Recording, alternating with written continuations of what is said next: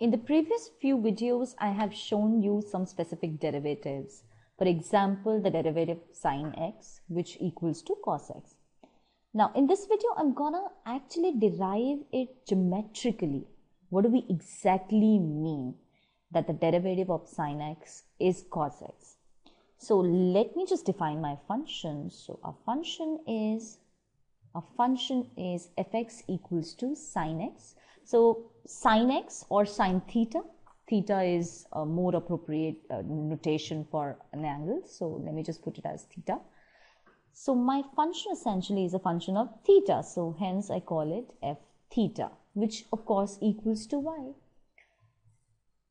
Geometrically, to see that, let us just make a unit circle. So a unit circle, which means that the radius of the circle is unity or 1, right?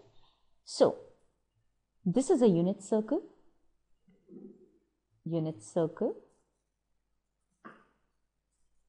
Okay. Now I just draw this line OL out here. Let us quote theta as an angle which is between OA and OL, as you can see. Okay, so this is the angle theta. This is the angle theta. Now, just draw a perpendicular from A down to OL. Just draw a perpendicular from OA down to OL, from point A to OL. This is a perpendicular, right? What do you think will be this perpendicular from OA to OL? This perpendicular, this makes it a right angle triangle which has theta as an angle opposite to the perpendicular, right? This is a right angle triangle which has theta as an angle right opposite to the perpendicular. So using certain trigonometry, what I can say is that this perpendicular length upon hypotenuse, OA will be sine theta. Isn't that so? Sine is essentially perpendicular upon hypotenuse, P by H, right? Okay, so that was a general thing. Now,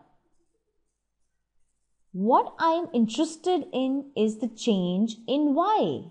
Okay, so let us just change theta to certain extent. Okay, so this is my certain extent change in theta.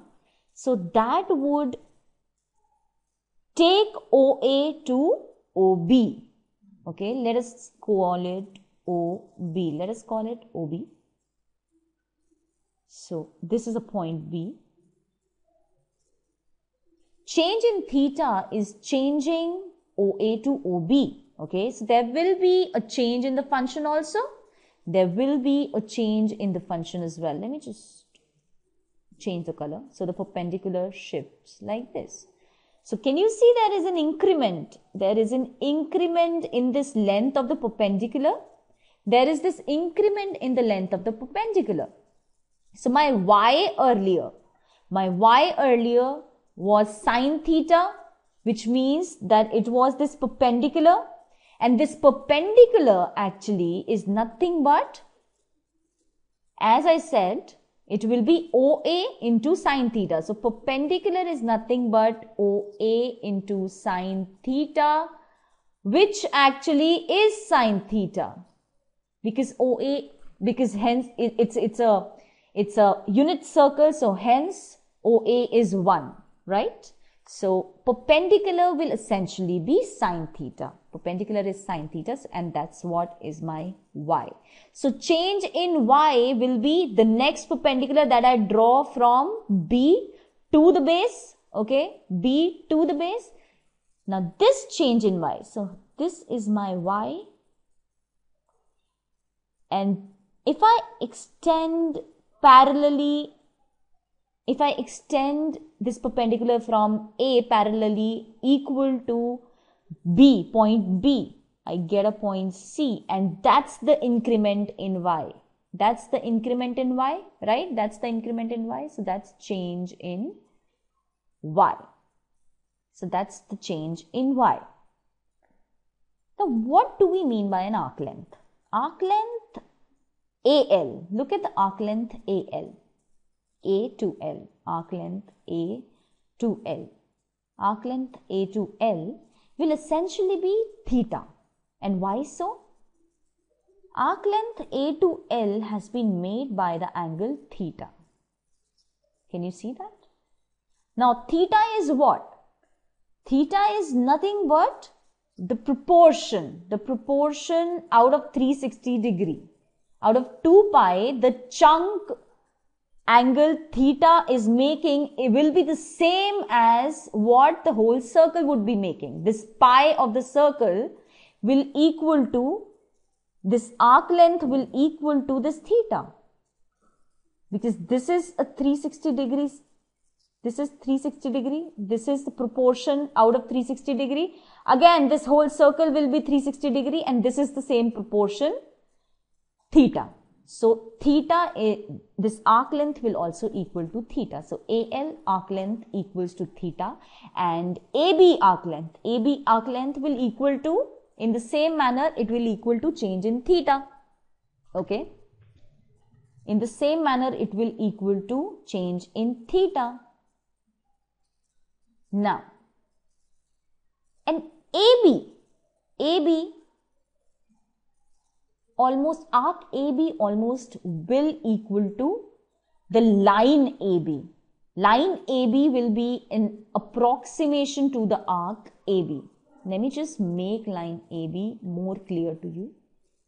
This is the line AB. Let me size it a little bigger. This is the line AB, which is almost, this line is almost like a tangent, right? This line is almost like a tangent. It is almost, it's going to be an approximation to the hypotenuse AB. It will be an approximation to the hypotenuse AB of this triangle.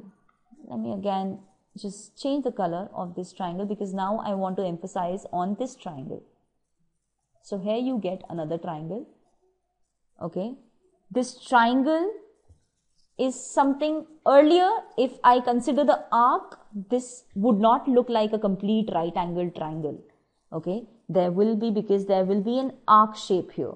But if I just make a line from A to B, which will be just an approximation of this arc, that will equal to change in theta.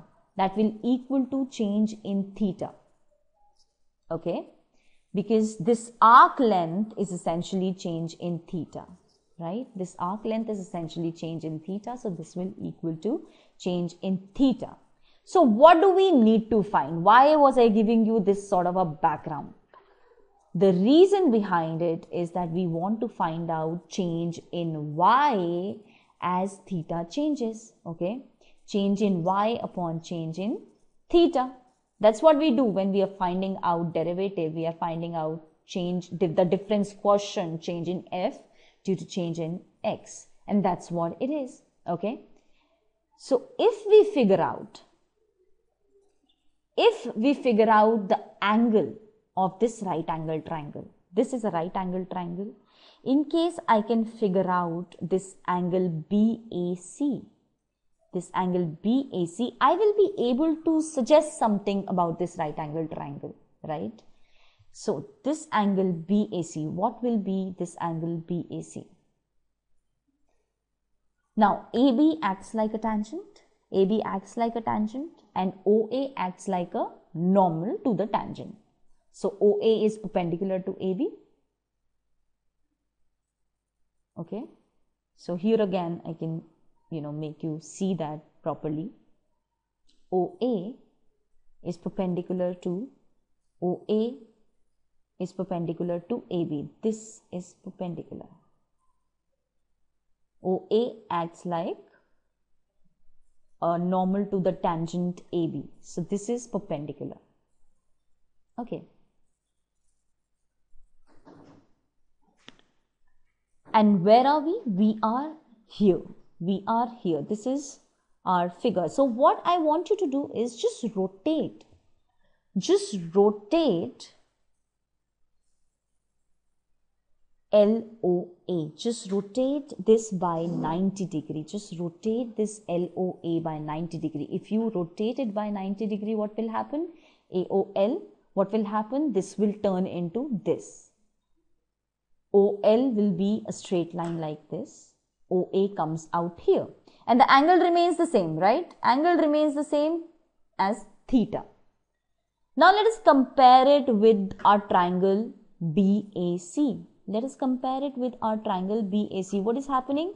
If I just take it, it was here. If I just take it parallelly to this side, changing the vertex of the angle theta, changing the vertex of the angle theta, it comes down here just below A.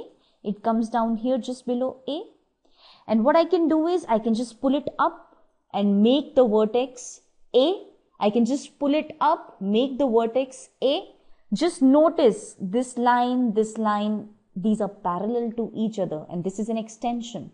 So what does that mean? That this angle BAL will actually be nothing else but theta. So this angle is theta. So we are sorted. So what do I have? I have that now this angle BAC is actually nothing else but theta. Of course, we have different vertex out here, but it will come out to be theta. Okay. So this angle is theta. Now AC upon AB, just note it. AC upon AB. What are we working on? We are working on this triangle. So just notice AC upon AB. AC upon AB. Now here is my angle theta. So that makes this as base. This becomes the perpendicular, and of course this is the hypotenuse. So AC upon AB is essentially cos theta, right? Base upon hypotenuse. Base upon hypotenuse, which gives me cos theta. That means AC upon AB. AB is change in theta. AB is change in theta, which is equal to cos theta. So that means that AC which is nothing else but the change in Y. Okay. AC is nothing else but change in Y, as I quoted before. So AC becomes delta theta, or change in theta, into cos theta. Okay.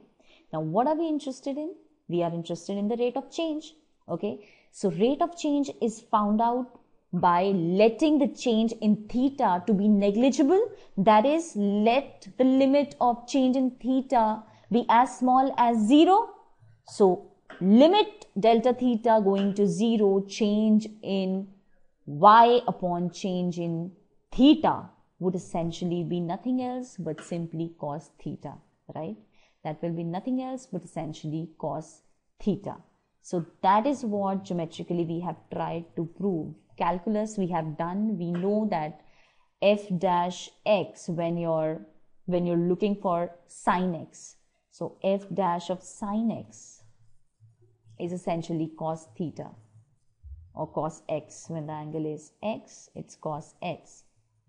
Geometrically, that's what it means. Geometrically, it means that this is what it will be. It's the change in y, which is our AC out here, with respect to the change in theta, as change in theta is actually negligible. OB is actually coming down to OA itself.